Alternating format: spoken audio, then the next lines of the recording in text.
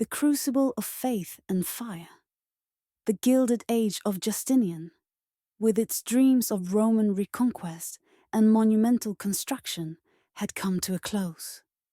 With his death in 565 AD, the empire was left financially exhausted and overstretched, its restored western territories proving a heavy burden. The brief, shining moment of a reunited Roman Empire was over.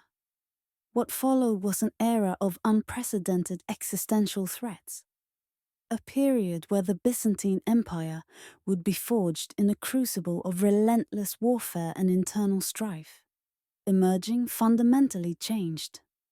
The world around it was shifting, and the empire, like a great ship caught in a storm, had to adapt or sink. The first great storm came from the east. The ancient rivalry with the Sasanian-Persian Empire flared into a catastrophic conflict that would drain both empires of their strength.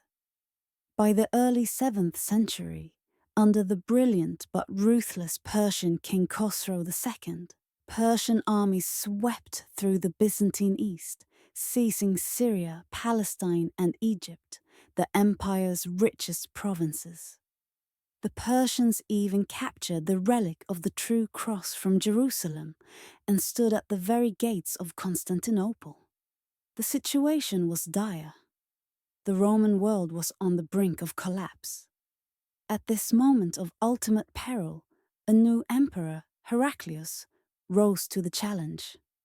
He was a man of action and faith, a military strategist who understood that a purely defensive war was a losing one. Abandoning the old model of fixed armies on the frontier, he took a daring, unprecedented step.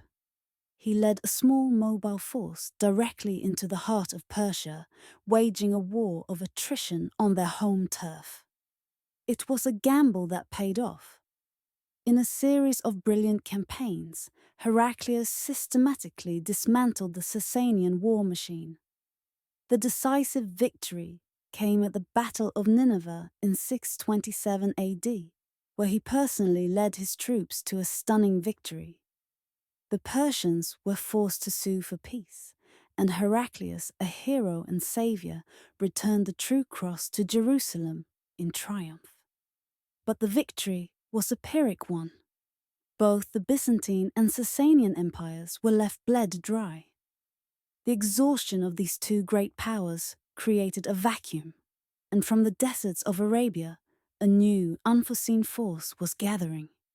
The followers of the Prophet Muhammad, unified by a new religion, Islam, erupted from the Arabian Peninsula with a speed and ferocity that shocked the world. Within a generation, these Arab armies, fueled by a zealous faith, swept through the Middle East, capitalizing on the weakness of their exhausted rivals. The Byzantine Empire, still recovering from its war with Persia, lost its wealthiest provinces, Syria, Egypt, and North Africa, in a series of swift and devastating campaigns. Cities that had been Roman for 1,000 years fell, and the empire was permanently reduced in size. The Mediterranean, once a Roman lake, was now a contested sea. The loss of these territories forced a radical transformation. The empire became smaller, more compact, and more Greek in character. The bureaucracy became more streamlined, and the old Roman administrative system was replaced with a new military-based provincial structure known as the theme system. This decentralized system organized the empire into military districts, each commanded by a strategos, general, who was responsible for both military and civil affairs. This made the empire more resilient and more capable of fending off the constant Arab raids. This period was also marked by a profound internal crisis that would shake the very foundations of the empire's identity: the iconoclast controversy. This bitter dispute centered on the use of icons or religious images in worship.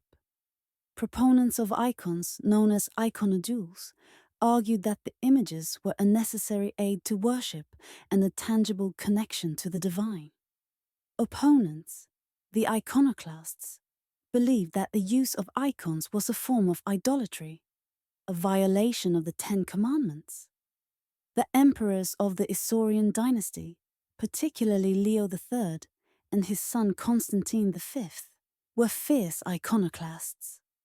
They ordered the destruction of icons across the empire, leading to widespread riots, rebellion, and a deepening schism with the Roman papacy in the West. Through these trials, the wars with the Persians, the devastating Arab conquests, and the bitter internal struggle over icons, the Byzantine Empire had been fundamentally reshaped. It was no longer the sprawling, multicultural Roman Empire of old. It was a smaller, more disciplined, and more intensely focused Greek-speaking state, with a strong central authority and a deeply ingrained sense of itself as the chosen defender of Christendom. The great city of Constantinople, with its triple walls and its indomitable spirit, became the bulwark of Europe, a fortress that held back the tide of Arab expansion for centuries.